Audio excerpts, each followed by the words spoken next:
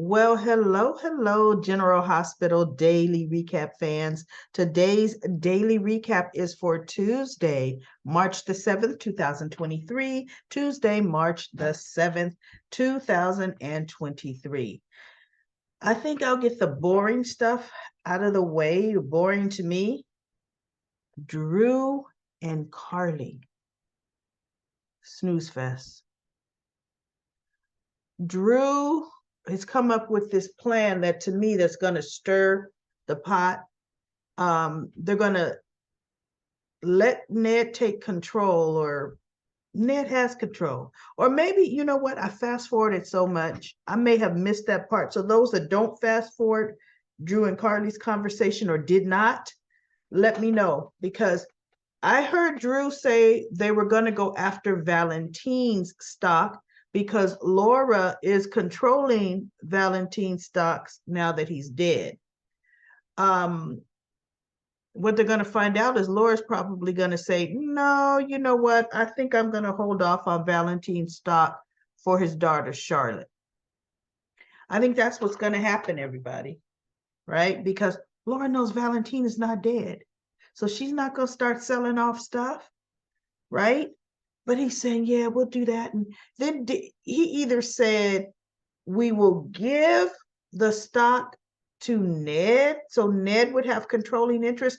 Can somebody enlighten me as to what happened with that conversation, right? Because I wasn't interested enough to replay it.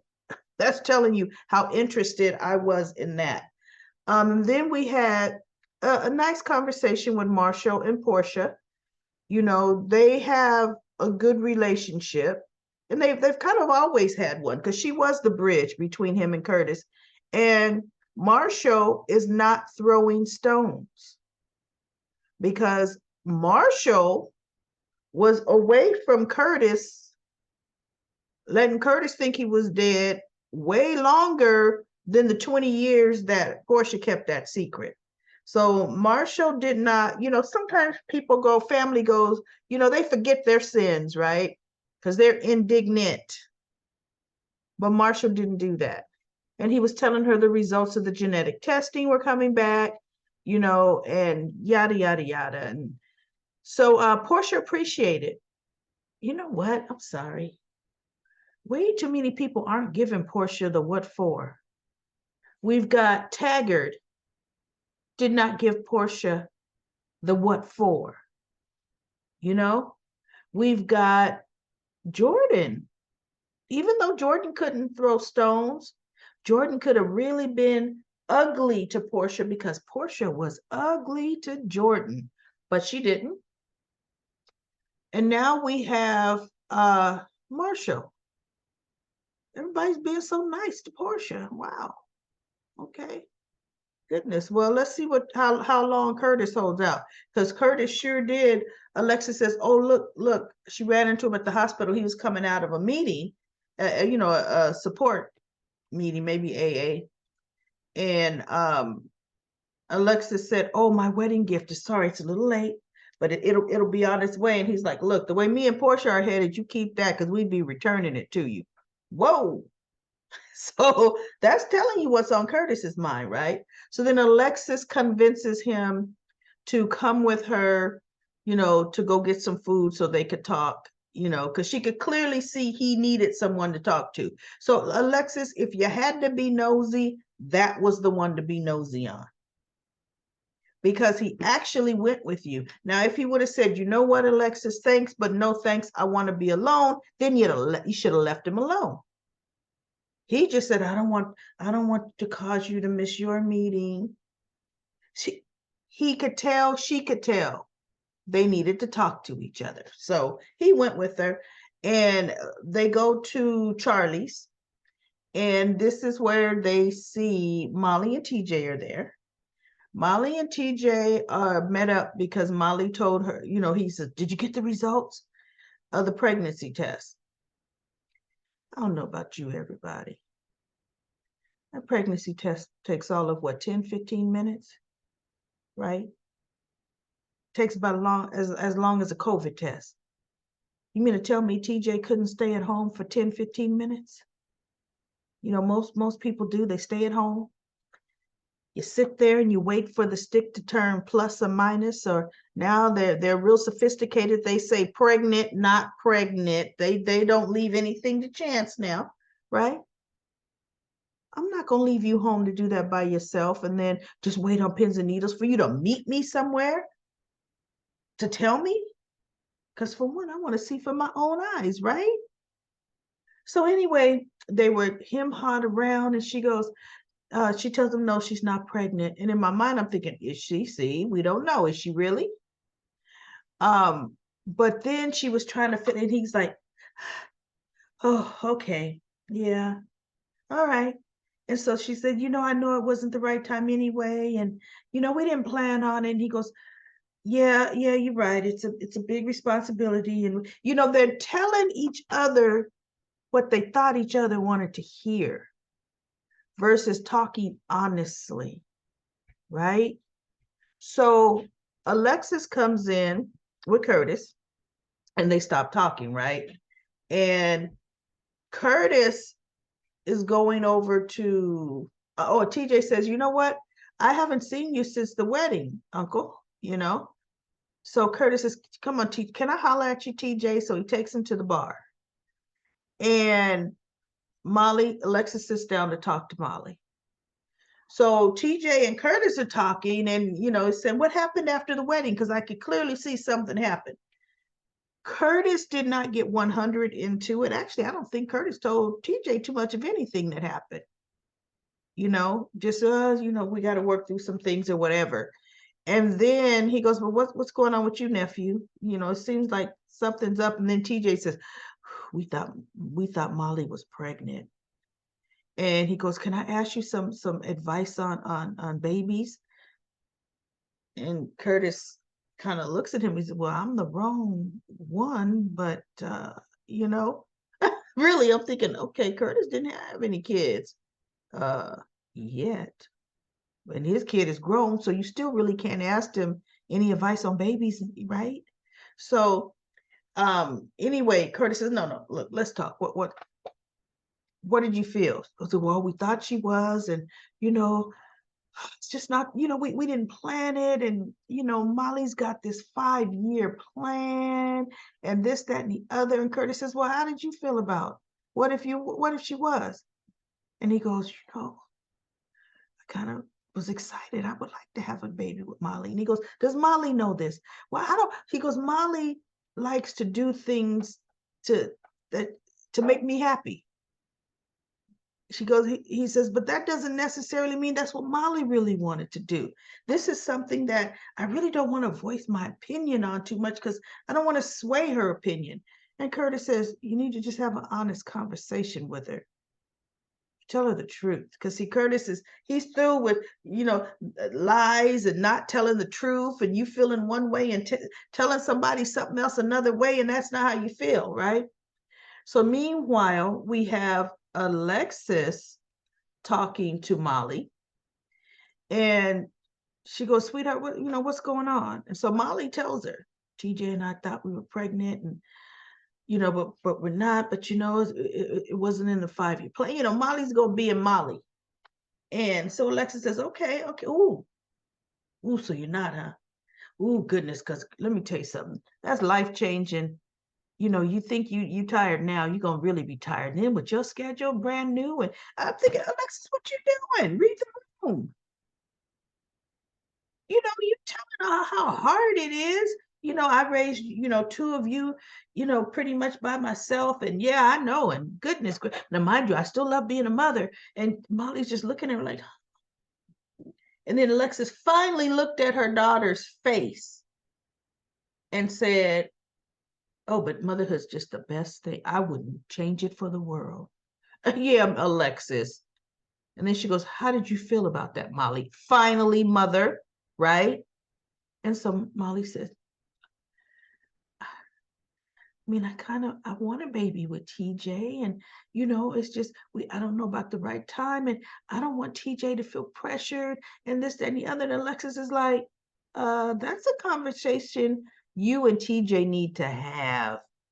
Just talk to each other. And so Molly says, well, that's what we were doing when, and Alexis is like, oh, okay, so it's my time to get on up out of here, right? Finally, she took a clue. So the next thing we see is Molly and TJ talking. And TJ says, Molly, we need to seriously sit down and talk about, having a baby, a future. Because, we got to look at budgeting. We got to look at timing. We have to look at, there's things we need to kind of fall into play. Now he's talking logically like Molly thinks, right? So Molly just decided to just tell her emotions. She goes, I want to have a baby. And TJ looks at her, he goes, I want to have a baby too. And they both look at each other and they grab it. It was too cute. That was too cute because I thought, see, look at had they not been honest with each other. They both would be looking at each other saying, she don't want one. And her thinking, he don't want one. When they both want a baby.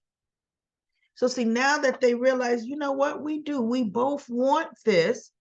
Now what TJ said, let's look at timing. Let's look at our budget wise. And I'm thinking, y'all got enough money. You're a resident and she's no, maybe residents don't make that much money. Plus he's got his doggone student loans from going to medical school. And Molly still got her student loans. So let's be real.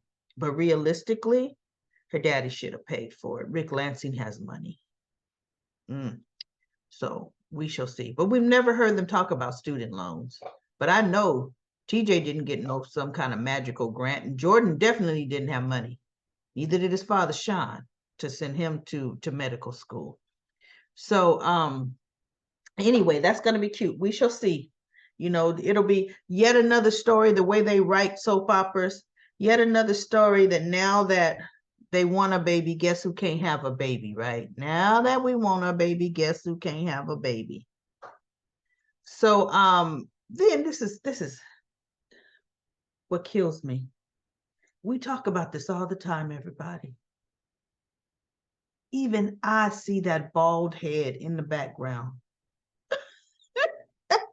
Why on earth would we be talking about something in public about why would you tell Sonny about, what I want to tell Sonny because Sonny could help, with Nicholas, with what happened, they did everything but talk about, us putting him in, me killing him. And but they're talking and Austin is like, no, we don't really want to get Sonny involved because look, Austin had already been talking to Mason and Mason pretty much let him know, yeah, I know what happened. I know what was in the tack room. And you are going to come back to the fold or your new friend Ava is going to be in big trouble. So Austin knows. And instead of Austin looking at Ava saying, because look, if you're going to tell something, tell this. My cousin Mason, he knows. He probably is the one that has Nicholas. Period. But Austin don't want to give up his past, right? Austin don't want to give up the true story. So Austin is kind of like looking at her like, but I think, I don't think the other people should know. Come on, Austin. You're supposed to be her friend. Tell her the deal. We got Mason's bald head peeking, listening. And then he just comes on out. Yeah, I think the less people to know, the better too. And they was looking at him, excuse me? Windermere, that's a vast property. Boy, those stables are impressive. Even the tack room is impressive. And Ava looks at him and looks at Austin. Austin's like, yikes. So Ava looks at him and he goes, and then she goes, and what about it? And so Austin's like, what? You know what? We need to hang out more often. We really do. Because when we hang out more often, we get to know each other much better. And it was looking at him like, wait, why? And so he goes, matter of fact, I want you to give me your phone. And she said, like, what? I want to put my number in your phone. Ava says, Austin has my number. Austin can give you my number. He goes, no, I want to give you my number and I want to put it in your phone.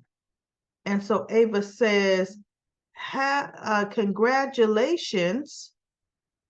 I want, no, congratulations. Oh my goodness, congratulations, I'm pregnant. No, I'm not pregnant, but goodness, got distracted there, y'all. That's what happens with the senior brain. And so she goes, give me your number.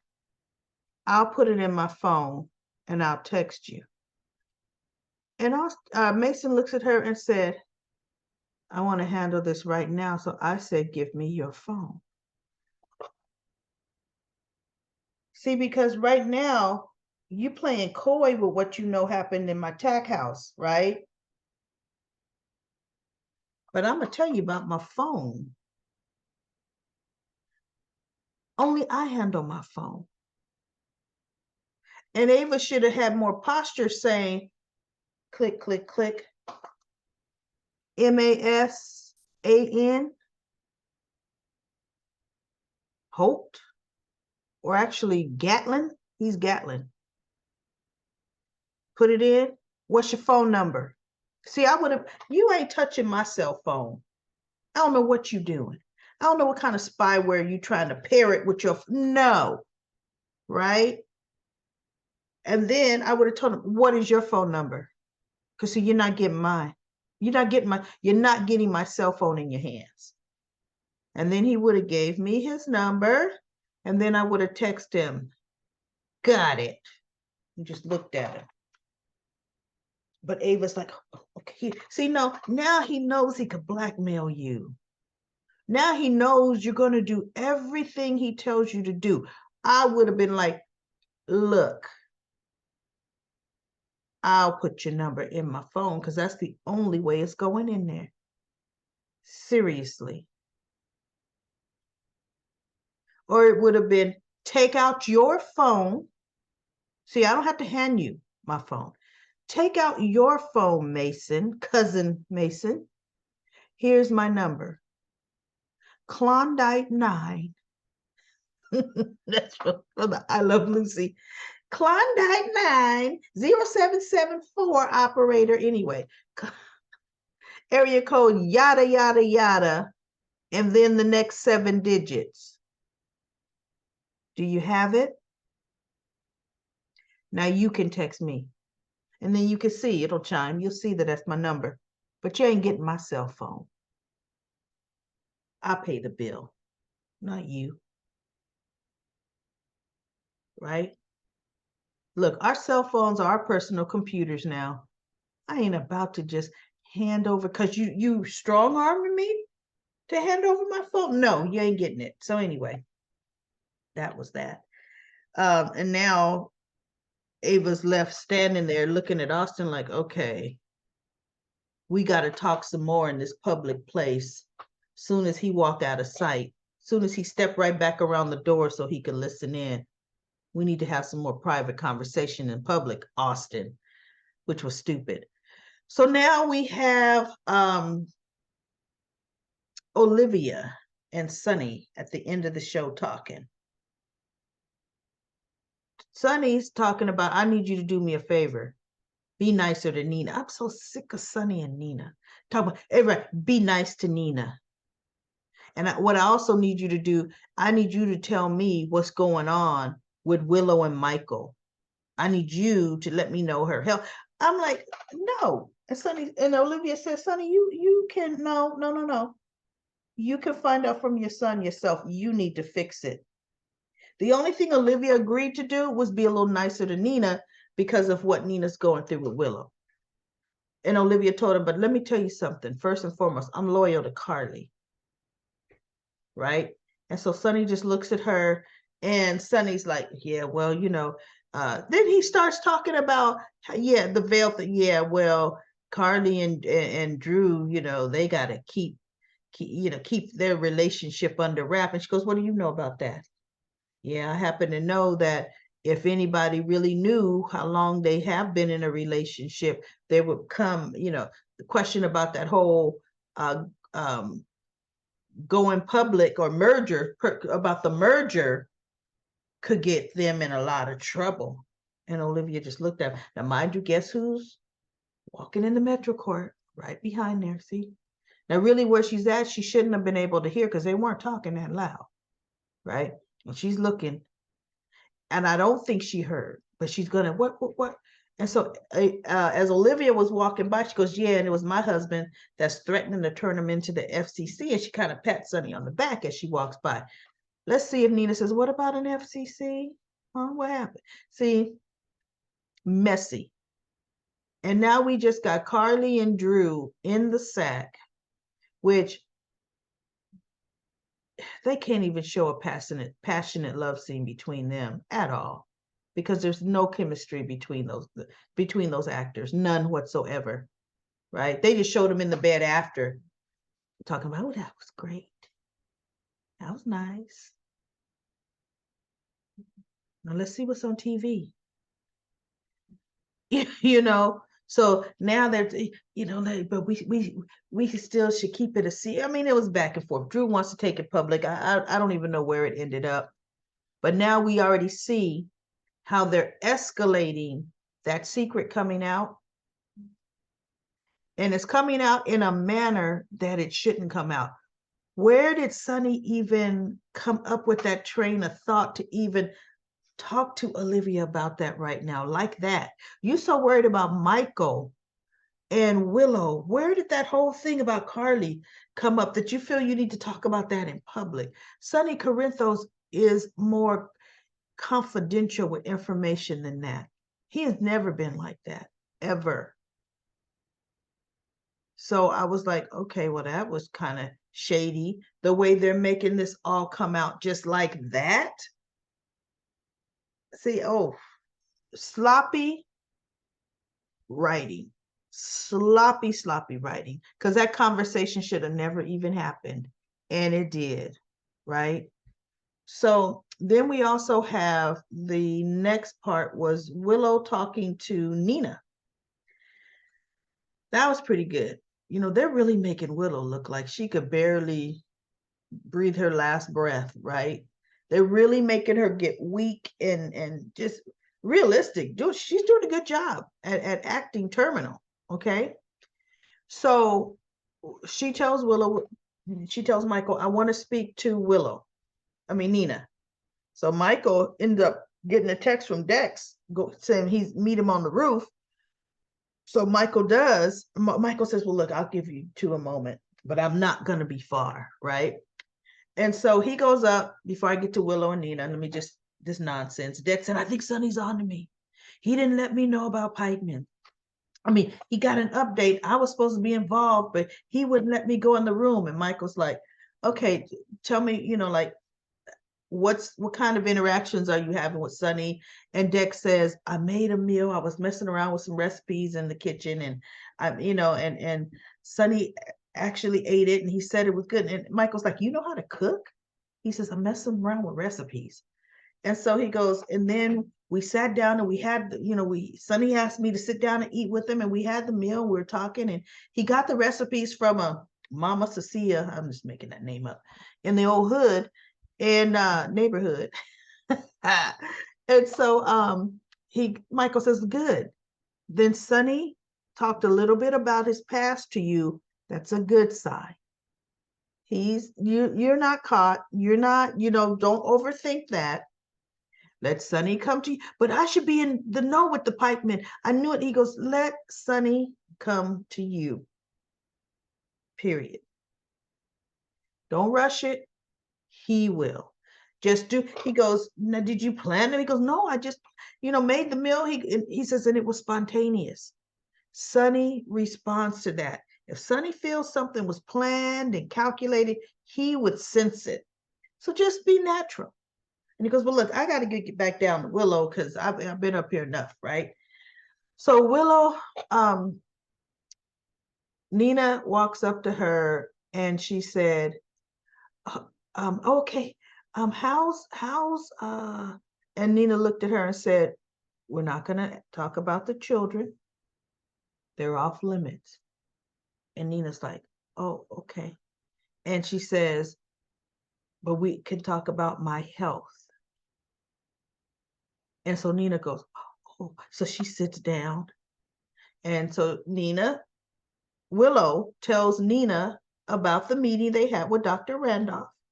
And she tells her where Liesel's at. Liesel's getting the physical and, what they're going to rule out, because she's a match, but because of her age, could be past medical history. Most donors, she says, between 18 and 35. She says, and your aunt Liesel is, and Willow says, yeah, she's older than that. To put it mildly, right? She's older than that. So, but she goes, oh, she's strong as an ox and blah, blah, blah. I mean, come on, we know Liesel's going to be the donor. So anyway, she says, but you're telling me all of this, but Willow, how are you? How are you? And so Willow looked at her and she says, really exhausted, really tired, sleeping a lot because I just don't have the energy. And she said something else. And then she says, and my nails are so brittle. She says, I always would pride myself with the way my nails look. And they just look horrible. And so Nina says, can I see? So Willow just, does this and puts her hand out and you can't see with the camera. Ooh, don't look at my nails, everybody. Goodness. Because my nails look brittle and horrible. Not brittle, but I just don't. Look, I don't wear fingernail polish. You can see that right there. Fingernail polish there. So anyway, Nina, she goes, you know what? I have a problem. I like keeping my nails conditioned too. And we had this promotion with Deception. And then she said, this cosmetic line, they have a wonderful product. And she's looking in her purse. She goes, and I just happen to have some with me. She's digging in her purse and there she comes out with the little bottle. And she reaches over to give it to Willow. And Willow looks at her and she reaches over and she takes it and she goes, thank you. Right? And she goes, you're welcome. And Nina was actually genuinely happy that she had it in there, right? Because that was coincidental. Who keeps nail strengthener in their purse? But okay, good, Nina. Good. I'm happy to hear it. Now, listen, I'm also finding my face is so dry. I don't have a good moisturizer, right? Do you happen to have a little moisturizer in your purse, Nina? Got some of that in there too? Oh, you do. Excellent. Anyway, I mean, Nina's going to pull out everything Willow need from that bag of hers. So, so their meeting went well. Michael comes back down. He comes to Willow and says, look, it's time to get you home. And Willow was like, that sounds like heaven. Because she needs to get home and Michael needs to carry her up the stairs and put her in the bed because she's been out for a long time. Willow hasn't left the house. And, when she's at the house, she's on the couch. She could barely go up and down. So this has been a long outing for her.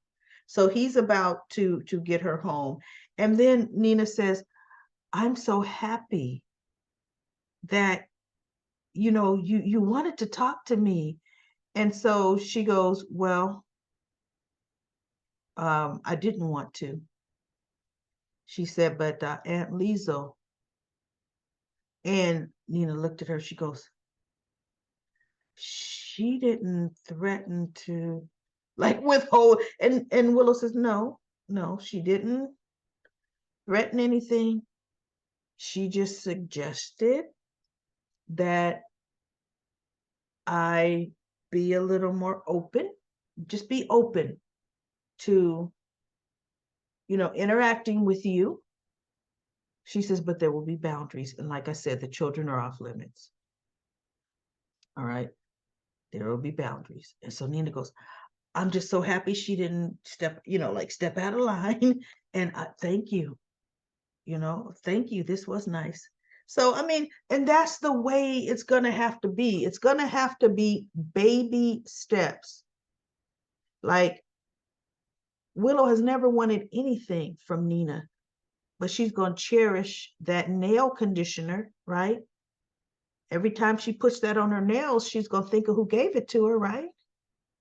And see, here's what really needs to happen. But Nina doesn't think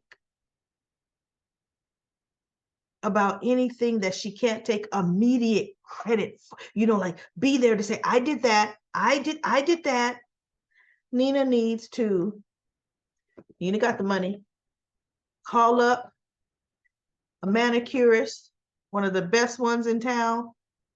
I want you going over to my daughter's house, and I want you to give her a manicure and a pedicure. And I want you to make my daughter feel good about herself. Okay? That's what I want you to do. Willow would appreciate. See, that is not something that Nina don't need to show up at the door with the manicurist and say, I no, it's a present from me. Just have her show up there. Where's Willow gonna be? Unless it's time for the actual bone marrow transplant. Nina's gonna be right, Willow's gonna be right there at the house on the couch. Have the manicurist go to her. See, it's little things like that. That would go a long way with Willow. Like, she thought enough to want me to get my hands done right here at home and have my feet soaking in the little tub that your feet go in. The lady could bring an electric one that has the bubbles up the water. So she's sitting there and the water's bubbling and it's warm. Come on now. Willow would be in heaven. And she may even pick up the phone and call and thank Nina, right? Maybe. So anyway, let's go to Comment Corner. Comment Corner. We have far too many comments. I'm going to breeze right through everybody. You notice I'm not coughing as much. Thank God. I am better. I do feel a little stuffy, cloggy, but you know what? That's typical allergy stuff now. Okay, Linda says, congratulations on your new subscribers. Molly and TJ are too cute. They want a baby. They are too cute. Thank you so much for the well wishes on the subscribers. Annette says, Leo is the brother of Sam. Yep, Leo. I was trying to figure out the second sibling, and it was Christina. Annette says, Heather and Susan are cousins. Annette also says, yes, TJ and Molly. Yes, TJ and Molly, a 15-pound baby on the way. Sandy says, congratulations. Red is definitely your color. You look great. I've been sick and missed several episodes. Thanks for catching me up. Well, I'm happy you are feeling better, Sandy. I'm happy. Nancy says, congratulations with great little emojis. And a lovely recap lady in red. Congratulations for reaching such an important milestone on YouTube. 1,000K plus. As always, another great recap. Timothy says, Mayor Laura and her husband, Dr. Kevin Collins, should get custody of Esme's baby. Juanita says, I thought they were using the same baby. It's good to know they are twins. Okay. For Michael and Willow, that's one set of twins. For Esme, that's another set of twins. So we've got 4 babies. Both of them are sets of twins, you know, playing both of these characters. So it's not one set of twins playing both. It's 2 separate sets of twins, which is cool. Elsa says, Moncton is who is Lucy? I don't understand that comment. M. Biro 3580 says, love the red. Thank you so much. Anita says, Alexis should not have called human resources at Gregory's College. It was not any of Alexis's business. She crossed the friendship line. This storyline is so disappointing. I do not understand why Elizabeth needed to tell Esme she was held captive in a tower. I don't understand why Elizabeth did that either. I really don't. I don't see the need. Why did she feel just, I wanted you to hear it from me? Who cared where she heard it from, right? You don't care. LaShawn says the original Victor Cassadine was the one that plays Tony and Andre Demira on Days of Our Lives. Anita says, congratulations for the 1,000 plus subscribers. Thank you, Anita.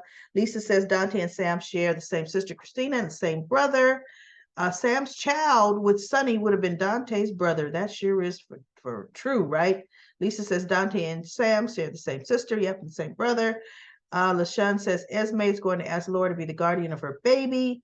Laura is the grandmother. Kevin Collins is the uncle. This is better. Laura is a better grandmother than Heather Weber. Absolutely. Look, anybody's better grandmother than Heather. LaShawn says Stephen Lars doesn't even know he has a half sister named Esme Prince.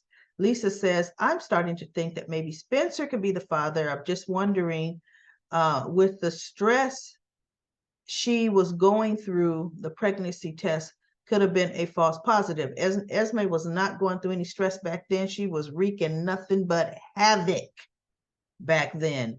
And if she was pregnant back then, that had to be what, a 13, that would have been a 12-month, 13-month pregnancy. Esme is not an elephant. Lisa says, I don't think Nicholas would have taken Avery. It looks like he was leaving Windermere. Ava was trying to stop him to talk to him when she hit him over the head. Well, here's what we don't know. If Avery was at Windermere, in order to go to the bedrooms, they've got two different ways to go. And depending on where the room was, see, you go out those main living room doors as you're going to go out the front doors, but then you turn right and go down the hallway and go to the bedrooms. Or sometimes they do have people coming, the doors to go out, doors to go out to the foyer, to the right, there are some other doors that people go to the rooms that way too. So depending on where Avery's room would have been, Nicholas could have went out those main doors and just turned right and went up the stairs and tried to take Avery or whatever he may have done. But look, Nicholas ain't that stupid, but he was thinking very irrationally. He was mad that Ava showed Spencer that video. And then LT Main says, congratulations on reaching 100 subscribers. I enjoy the honesty and the conversation between Liesl and Willow. I did too. I think they're going to have a pretty good relationship, right? Cindy says, Dante and Sam share a biological brother, Leo, and a biological sister, Christina. And then Cindy also says, I agree, Alexis should mind her own business and respect Gregory's privacy. Ron says, when she told Sonny about their child, Sonny looked as if he had murder in his eyes. Now that's the old Sonny. He's back. And anyone getting in his way is in trouble. Elizabeth, I'm not going to apologize. I shouldn't have to. I believe Esme has a small amount of her memory back and keeping it to herself. And Spencer is trying to act like Victor, but Esme's not buying it. Yeah, Elizabeth, let her know. I didn't have to after what you did to my son. Lakeisha says, I don't want Lulu to wake up unless Julie is playing her. But I think she would cause problems for Dante and Sam. Right before Lulu passed out, she was trying to tell Dante that she still loved him. Was she? Maybe. Because I think she had the wedding ring that the other guy, I don't know. She mouthed the words, but no sound came out. She collapsed in Dante's arms, then went off to coma land. And Miserid says, you look fabulous in red. Congratulations. Well deserved. Thank you so much. Nikisha says, wow, I had to do a double take. I'm loving you in red. Thank you. Congratulations. I'm so happy.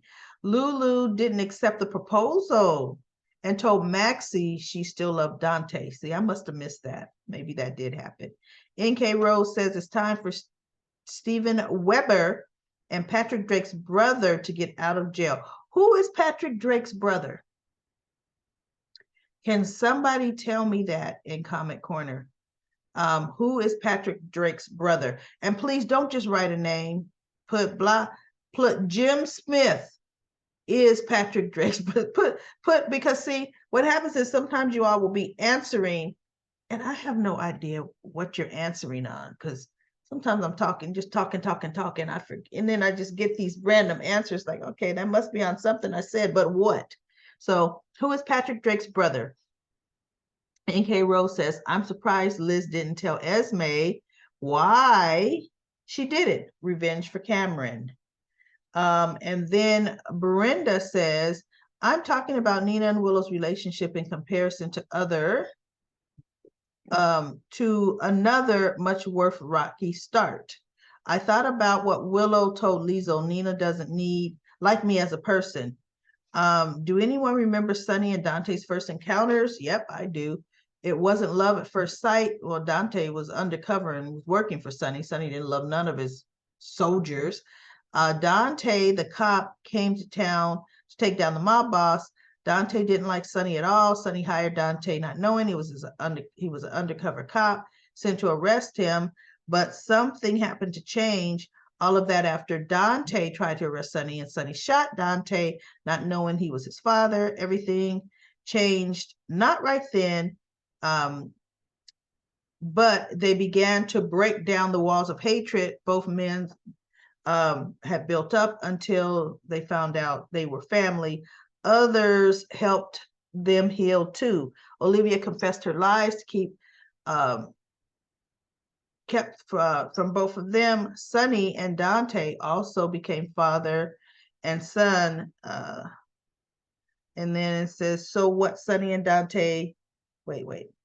To me, that's a lot to come from. Yep, your father shot you, but you were undercover. And says to what Sunny and Dante has now is family love. They might not see eye to eye, but their family, maybe Nina and her daughter Willow, can be civil. Hopefully, Lisa will help them too. There's also been other rocky starts that endings are beautiful. Sam and Alexis, Carly and Bobby. It can be done. We've seen it. Yes, that is true. It can be done. We have seen it, especially on soap operas. You're right, Brenda. Richard says, congratulations on reaching 1,000 subscribers.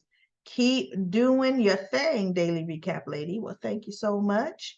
And then we have Annette says, pretty much subscribe, because I don't quite understand the comment, Annette. And then we have Jane says, even I didn't believe blood pressure medicine routine in the emergency hospital, quite dodging it into much of that. Well, you're talking about Gregory, where he told Chase he thought he was out of, actually he said not blood pressure medicine, migraine headache medicine, right?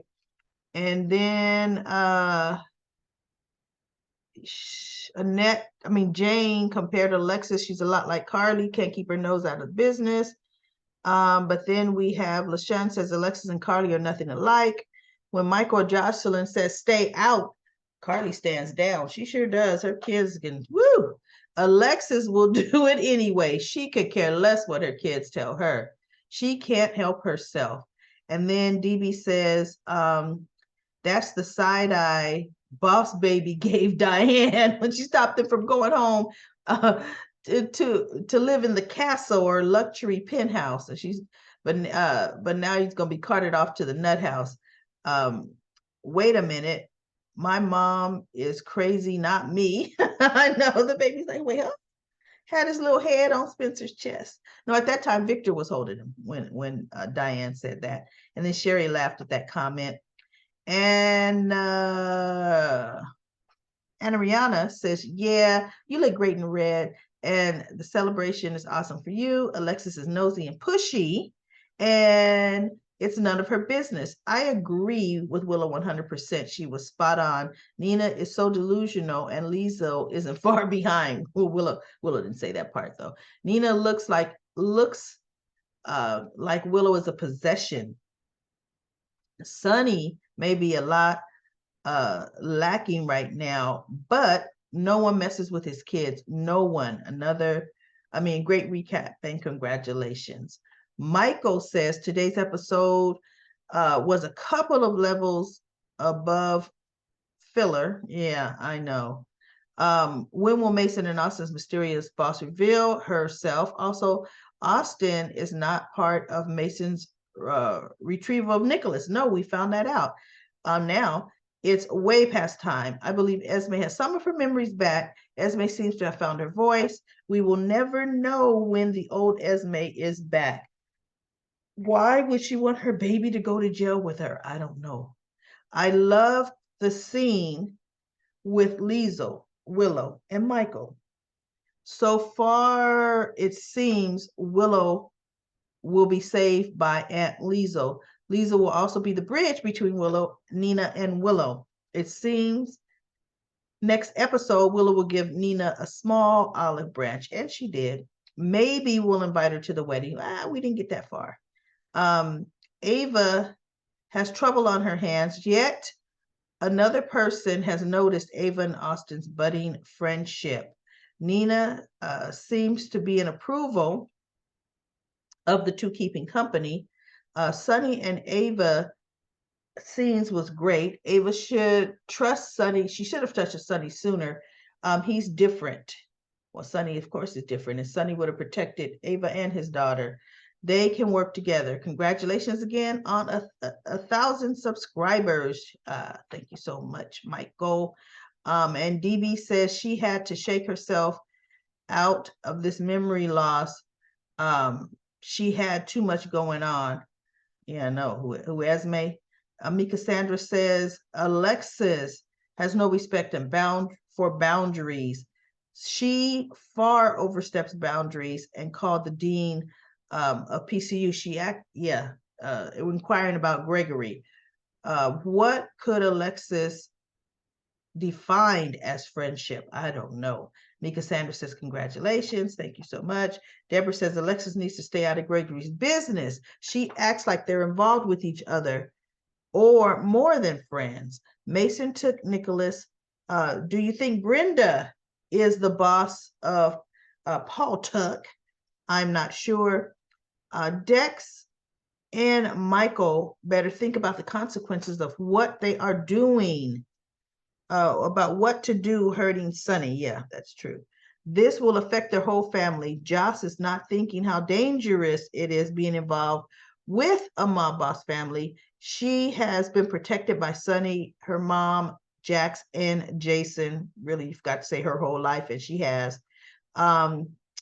That's why she talks to Sunny so disrespectful. He allows her to talk back to him. Dex is afraid of Sunny. Hope she smarts up. She's endangering Dex by herself. Yeah, she sure is. Hope, let's see. Hope they do the operation on Willow soon. It's taking so long. I like the new color you wore. Red is your color. Great. Very good recaps. Thank you so much. Thank you for liking the red, all y'all. Jane says, you go, girl. Thank you so much, Jane. That is it for Comic Corner. Comic Corner. I made it through without coughing my head off. So I'm so happy about that. All right. I will be back tomorrow with another daily recap for General Hospital.